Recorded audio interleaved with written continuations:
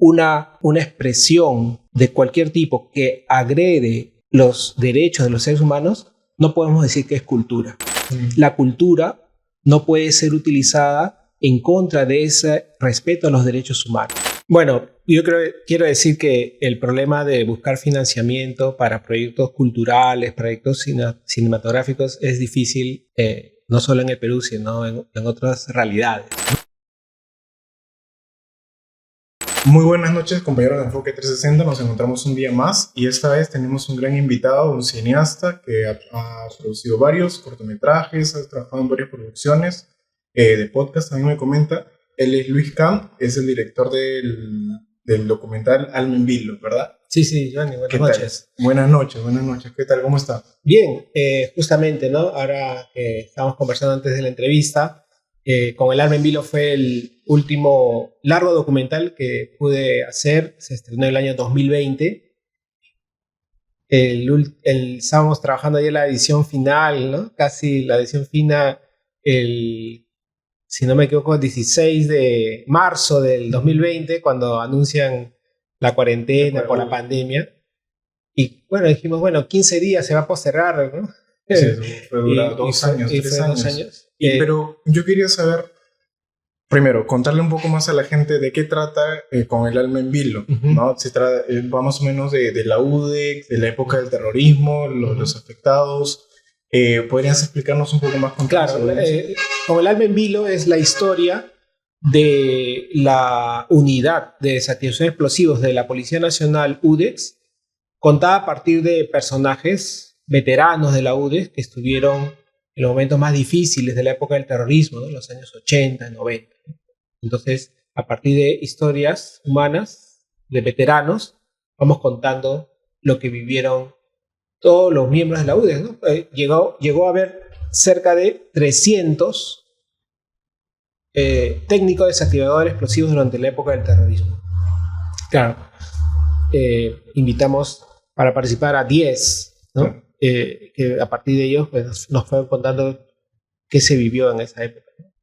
¿Y cómo llegó a querer hacer este tipo de producciones con esta temática, ¿no? Porque vemos que hay una narrativa muy grande, por lo menos desde el Ministerio de Cultura por muchos años, de que se dice que está un poco caviarizado, de que siempre tiran para la izquierda, de que tratan de poner el problema político no como terrorismo, sino como conflicto armado interno.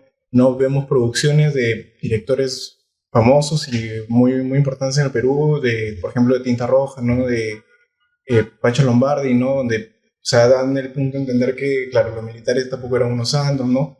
Que puede haber habido errores, ¿no? Pero también cómo se cuentan, ¿no? Entonces siempre ha habido esa narrativa de querer de repente menospreciar a Fuerzas Armadas, ¿no? Decir de que ellos eran los malos también, ¿no? Y de repente pasar por agua tibia lo que pasó en el Perú, en la época del terrorismo, los cochebombas, cómo mataban gente, cómo colgaban los animales para amenazar, ¿no? Un poco también de lo que se está empezando a vivir hoy en día por la inseguridad.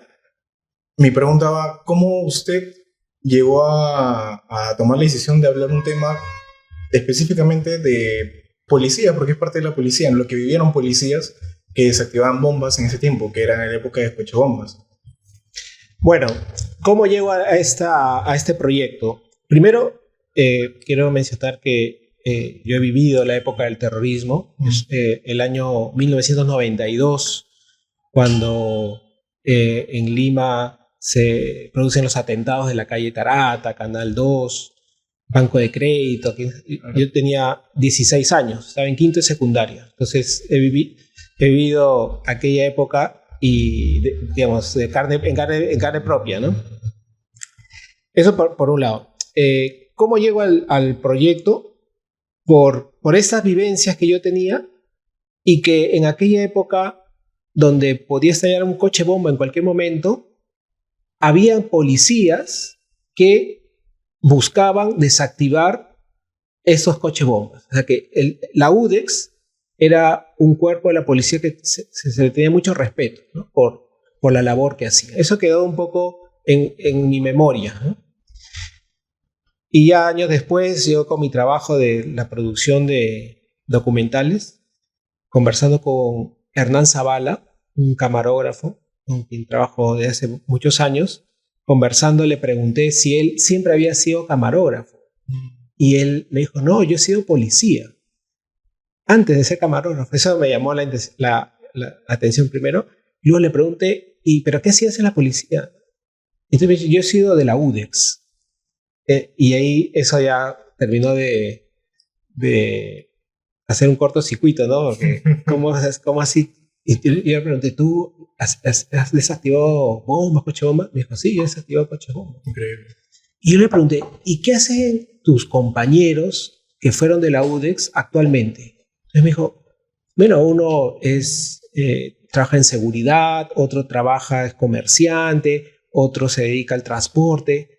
Entonces yo le pregunté, o sea, quiere decir que si yo converso con algún chofer, alguna persona, un comerciante, puedo estar conversando con un héroe de la patria, ¿no? Alguien que expuso su vida para evitar que estalle una bomba. Sí, y eso terminó generó en mí una intención de hacer algo, ¿no? ¿Cierto? Dije, oye, aquí hay personas que han arriesgado su vida, algunos fallecieron, tuvieron secuelas por desactivar explosivos y la sociedad peruana no los ha reconocido. Entonces, ahí empezó el proyecto. El proyecto de contar estas historias a través de un documental. ¿Y eso en qué año fue más o menos? ¿Qué le pasó? ¿Qué fue esa historia? Esa historia habrá sido en el 2016. 2016. Y la producción empezó recién en el 2019. 2019. Así es. Varios años para poder llegar claro, a así es. Sí, porque a la par yo venía trabajando otros proyectos, ¿no? Entonces, pero ese proyecto lo fuimos trabajando, todo el tema de la investigación, el guión, cómo queríamos enfocar la narración de este documental. Y bueno, está ahora disponible en YouTube, lo pueden ver. Pueden ustedes poner con el alma en vilo y ahí pueden ver el documental. ¿Y cómo es la odisea de financiar una película en el Perú? Porque a ver, la industria cinematográfica peruana siempre tiene complicaciones, ¿no? Y además, bueno, vemos cómo ahora último se ha destapado Lusaid, que financiaba proyectos de izquierda que a veces son un poco ridículos, ¿no? De que ni siquiera aporta a la democracia, nada más crea divisiones.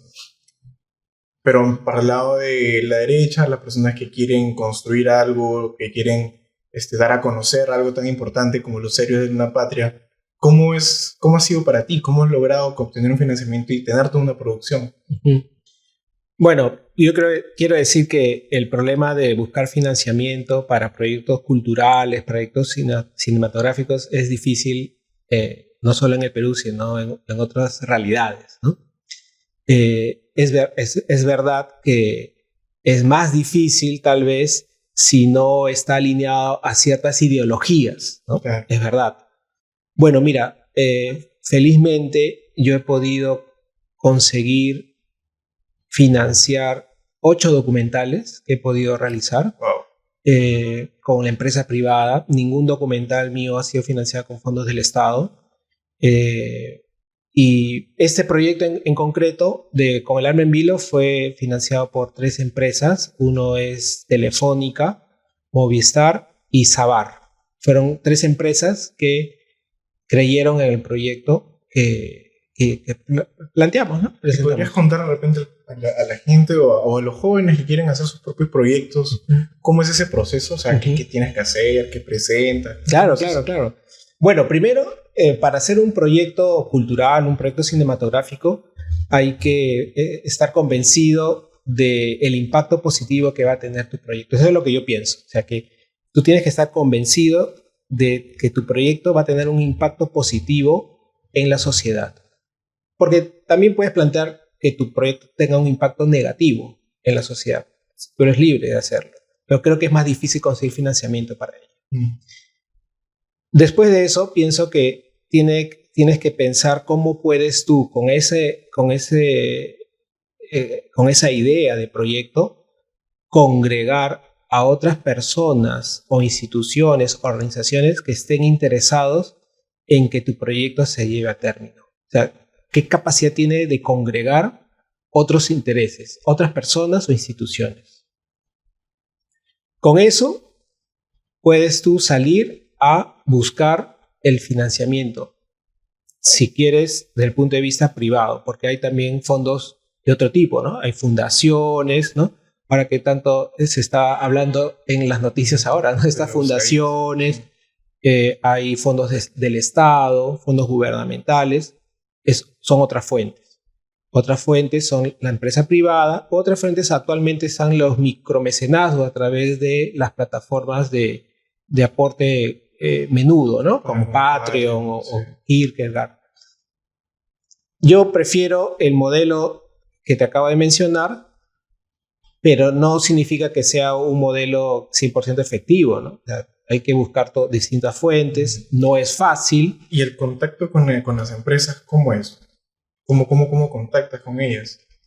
Bueno, ahí tengo que decir que tal vez por los años que yo vengo trabajando proyectos cinematográficos, culturales, puedo tener un poco más de ventaja que los jóvenes que recién empiezan, ¿no? Entonces, ¿qué consejo tú como joven que preguntas a partir de esas voces jóvenes que recién están empezando, qué es lo que yo les podría recomendar, sin que sea esto una receta que va a funcionar 100%, ¿no? Es crear un portafolio. O sea, mostrar qué cosas has podido tú hacer para que se vea la calidad técnica que puedas tener. Pero lo otro es la idea, la premisa de tu proyecto, ¿no? Luego desarrollar el guión, que es parte de la propuesta escrita que tiene todo proyecto cinematográfico. Ojo que las empresas o organizaciones que puedan dar algún tipo de financiamiento, es siempre el recurso limitado es el dinero, ¿no? Entonces, tú compites como un proyecto cinematográfico, compites con otro tipo de proyectos, ¿no? Proyectos culturales o de teatro, de música, de danza, deportivos, que van a una partida que tiene la empresa. Entonces, es complicado, pero hay que pelearla, digamos. Ahí va, ¿no? O sea, hay empresas que tienen esa iniciativa de abrir, digamos, una licitación para que otras personas creen proyectos culturales, ¿no? Entonces, en ese sentido es que hay jóvenes que podrían participar. Sí, muy bueno. Y sí hay posibilidades, ¿no? No quiero ponerme de ejemplo, pero los proyectos que he podido sacar adelante es una prueba de que sí hay posibilidades de sacar proyectos culturales adelante. Qué bueno, qué bueno. Es un dato muy interesante para jóvenes que quieran sacar sus propias producciones y siempre se batalla, ¿no? Con presupuesto, ¿no? Sí. De producción, luces, cámaras, actores. No, es una industria cara, es un arte caro, ¿no? Porque, como dicen, ¿no? El escritor, ¿qué necesita para su arte? Pues además de su talento y su creatividad, pues una pluma y empieza, ¿no? O un pintor, bueno, la pintura, o un escultor, bueno, ¿no? Su materia prima. El cine es un ejército de personas que van a trabajar para ese proyecto artístico, ¿no? Audio, dirección de arte, cámara. Es un batallón de personas. Sí. Entonces es un arte con un presupuesto más alto que otros proyectos culturales, ¿no? Y de ahí viene la parte de marketing, ¿no? De promocionar el proyecto, ¿no? Digamos que en Hollywood la mitad del presupuesto se va en solamente marketing, ¿no? De 500 millones, 250 es producción, 250 publicidad nada más. Y es una cantidad muy interesante y luego ver el rédito de eso. Entonces, es todo un mundo complejo, ¿no? Que bueno, muchos les gusta y empiezan por ahí, ¿no? Y el Perú necesita más de eso, yo creo, ¿no? La industria cinematográfica peruana. Por supuesto, porque además hay muchas historias que contar, o sea que nuestra historia, nuestra cultura es una materia prima para poder contar historias cinematográficamente. ¿Qué opinas de Cinesmero? ¿Lo conoces? ¿Cinemero? Cinesmero. No he tenido oportunidad. Ok, bueno, no es un personaje en internet que comenta siempre cine, siempre tira para la izquierda, pero siempre hace comentarios en el cine, en la cultura y cómo está la industria, ¿no? Uh-huh. De que bueno, siempre la tilde de mediocre, ¿no? Uh-huh. de medio pelo. En tu perspectiva, ¿cómo ves la industria cinematográfica en el Perú? Bueno, es una industria incipiente, pues, ¿no? No sé si podríamos llamarlo propiamente industria, ¿no? Claro. Pero es bueno que haya esfuerzos para hacer cine peruano, ¿no? ¿Y qué recomendarías que se debería mejorar? ¿Qué debería cambiar? O sea, puedes mejorar en todo, Claro. a todo nivel. Pero ¿qué cosa Desde la específica deberíamos mejorar ahorita? yo creo que el cine como arte y con todas las demandas de artistas a todo nivel que se necesita, pues como arte siempre es un acto perfectible, ¿no? O sea, siempre se puede mejorar. Me sería desacertado decir esto o eso otro, ¿no? Sí, todos podemos mejorar, ¿no? Claro. Me comentabas que ahora último tienes un proyecto que ya va, es un año, de que son clips, ¿no? Cortometrajes. Cortometrajes. Sí, cortometrajes de un proyecto que se titula Resistimos con Esperanza. ¿De qué trata? ¿De qué trata Resistimos con Esperanza? Sí, Resistimos con Esperanza es un proyecto cultural que en esta primera etapa estamos realizando cortometrajes dedicado a la época del terrorismo en el Perú.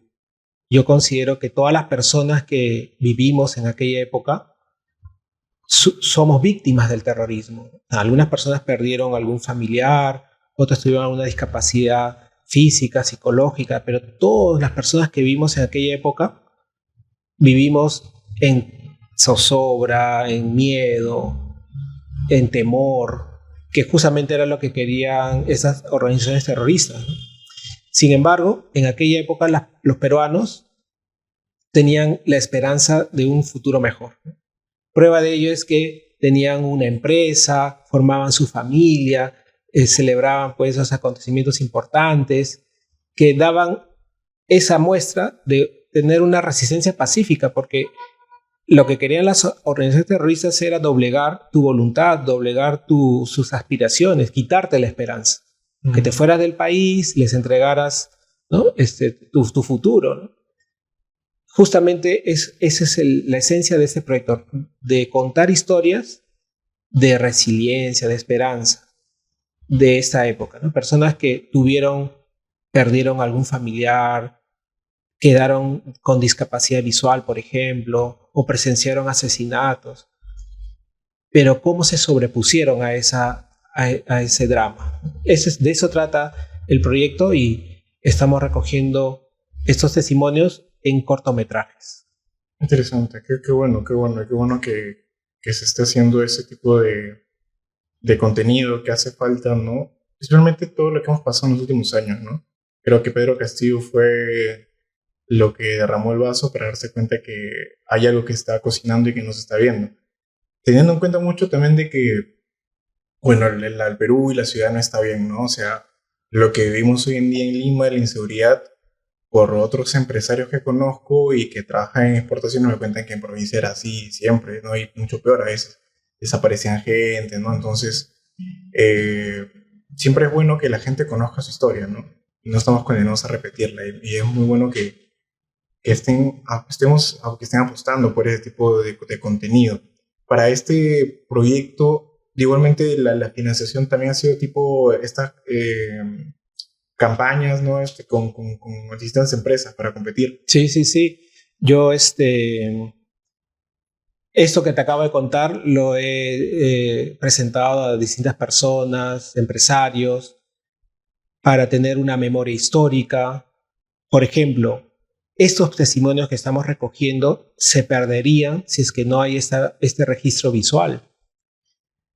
Luego, este proyecto busca, además, promover el diálogo intergeneracional, o sea, que los abuelos hablen con sus nietos, los padres con sus hijos de aquella época. Que sirva también de un repositorio, ¿no? Para que no solo en esta primera etapa estamos haciendo cortometrajes, pero más adelante haremos podcasts, exposición de fotos, libros, artículos que cuenten lo que pasó en aquella época. Y que sirva también de ejemplo para la sociedad actual de que el Perú tuvo una crisis muy grave, tal vez tan grave como la guerra con Chile en los años 80, 90, porque además de del fenómeno terrorista, la crisis económica, la amenaza de una guerra con Ecuador. Tuvimos en el año 90, 91 la epidemia del cólera. Entonces, una serie de desastres, y el Perú superó esa crisis. Y que esa forma de superar esa crisis, esos hechos que se dieron, sirvan de ejemplo para la sociedad actual como un ejemplo de cómo se pudo superar una crisis y que se puedan superar las crisis actuales o las futuras que puedan venir, ¿no? O sea, como la historia, como tú has mencionado, ¿no? Si no se conoce, tal vez se cometa el error de repetir errores, ¿no? Pero también, si hay ejemplos positivos, o sea, si se conocen los hechos positivos, se pueden replicar o mejorar, ¿no? Y eso además eleva la moral, el ánimo de un país, de una sociedad. O sea, porque tú en tu vida pasada has tenido hechos tristes y hechos alegres, ¿no? Acontecimientos alegres. Espero que hayan sido mayores los alegres que los tristes, ¿no? Pero cuando tú recuerdas los hechos alegres, te sientes mejor, un mejor ánimo. Si te enfocas en recordar los hechos tristes, tu ánimo va a decaer, ¿no? Visto eso como una persona, visto en sociedad, sucede igual, ¿no? Si los peruanos podemos recordar más a menudo las cosas positivas que pasaron,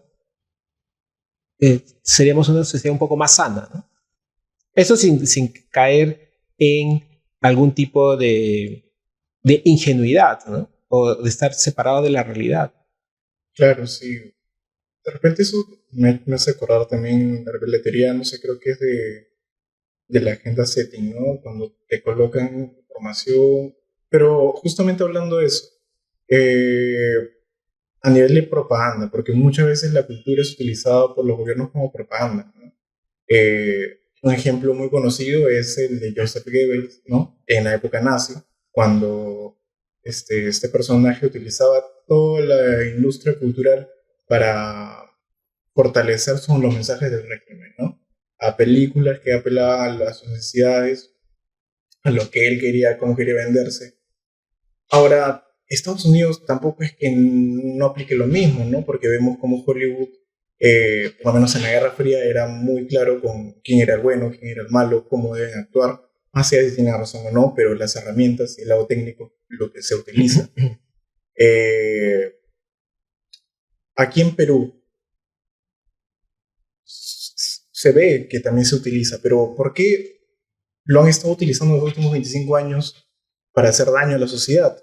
Para querer decir que no hubo terrorismo, que fue conflicto armado interno, para poner en tela de juicio el sacrificio de muchos militares que han muerto para proteger la democracia, ¿no? Lo que se puede llamar de democracia que tenemos hoy en día, con todos sus errores. ¿Qué opinión tienes tú respecto de todo esto? Sí, has tocado varios temas. Venía a la mente la cineasta Leni Riefenstahl, ¿no? Que claro, utilizó toda una serie de técnicas cinematográficas a favor del régimen, ¿no?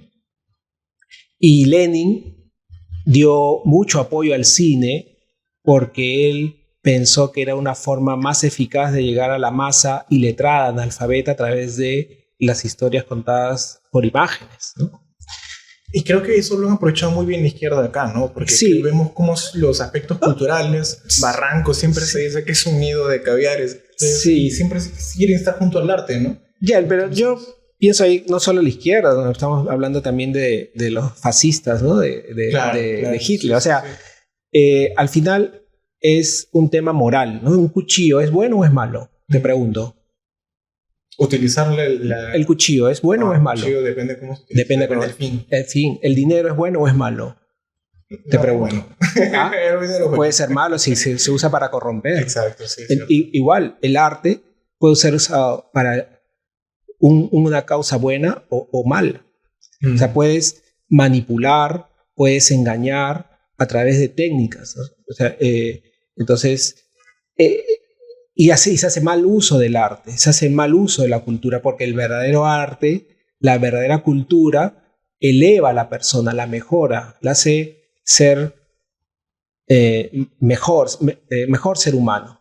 Entonces, no es un tema de izquierda a derecha, es un tema moral. O sea, si uno es una persona que quiere hacer un arte que contribuya con la persona humana, con la sociedad, no tiene por qué agredirla, ¿no?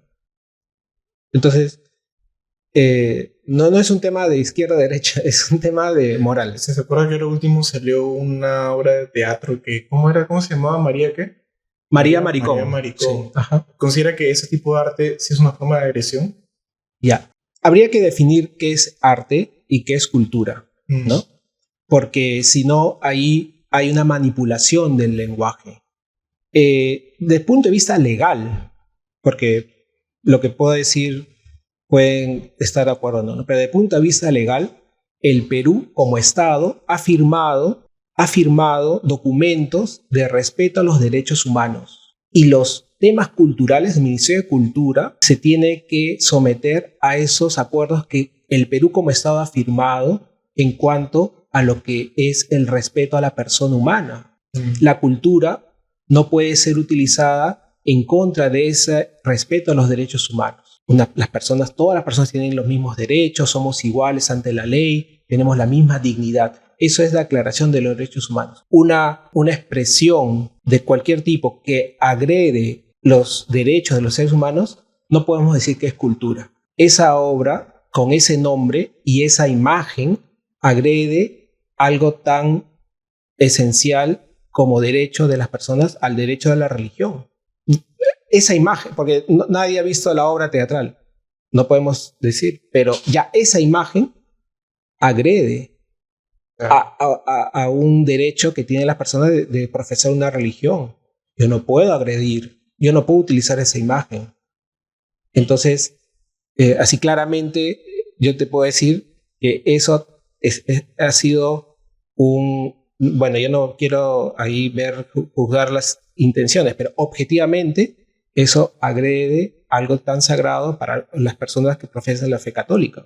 Claro, y es muy curioso, ¿no? Cómo existe la doble moral en este grupo de personas que defendían esta obra de teatro, ¿no? Porque son las primeras que gritan y piden derechos humanos, las que exigen, ¿no?, los derechos humanos, pero no saben respetarlos. No saben respetar, así es. No, solamente gritan cuando les conviene a ellos, cuando no les conviene se hacen de la vista gorda. Entonces, en serio que también queremos estar gobernados por ellos, o sea, ¿qué le queda al Perú? ¿No? Es lo que me pregunto, ¿qué le queda al Perú? No, el Perú, como te digo, ha tenido crisis muy graves. O sea, ya el proceso de la independencia, la guerra con Chile, Perú estuvo a punto de desaparecer, ¿no?